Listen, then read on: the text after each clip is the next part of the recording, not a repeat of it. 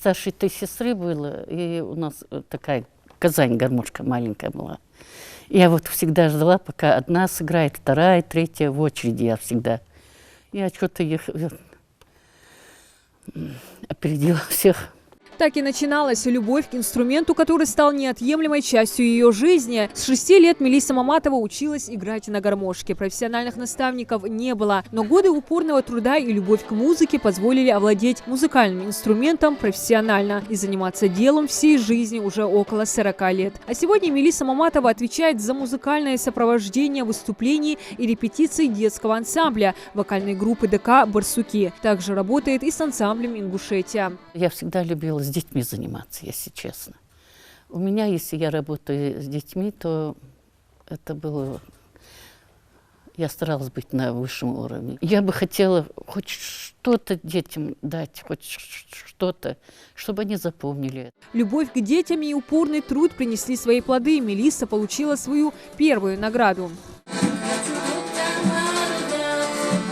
Это видео Мелисса Маматова представила на 4-м международном фестивале искусств «Российский берег. Осенняя феерия». Решение участвовать приняла спонтанно. В номинации «Вокальное искусство» аккомпаниатор ДК «Барсуки» представила песню «Или». Слова Герихана Гагиева, а музыку к ней Мелисса написала сама и стала лауреатом диплома 2-й степени.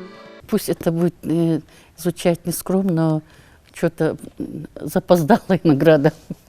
В ее победе и таланте коллеги нисколько не сомневались. Заявку на участие в конкурсе отправили в последний момент. В условиях пандемии, конечно, он проходил дистанционно. Все работники Дома культуры подключились и общими усилиями подготовили все необходимое. Большой вклад в эту работу внесла и руководитель Дома культуры Тамара Истоева. Ее творческое отношение к своему делу не осталось незамеченным оргкомитетом фестиваля. От оргкомитета я получила благодарственное письмо как руководитель Дома культуры.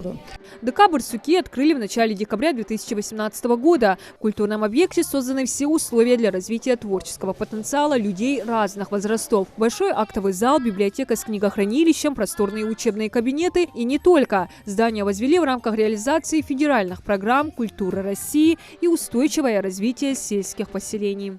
В перспективе хочется, и мы планируем, чтобы наши дети принимали активное участие во всех фестивалях, чтобы в дальнейшем знали про нашу республику и чтобы оценивались результаты нашей работы. Кружковые занятия здесь начались только с этого года благодаря нацпроекту «Культура». И за небольшой срок работники, воспитанники начали пополнять копилку побед и достижений. Так Зарета Мальсагова стала лауреатом 3-й степени 4-го международного фестиваля искусств. Активно посещают местные дети кружок хореографии.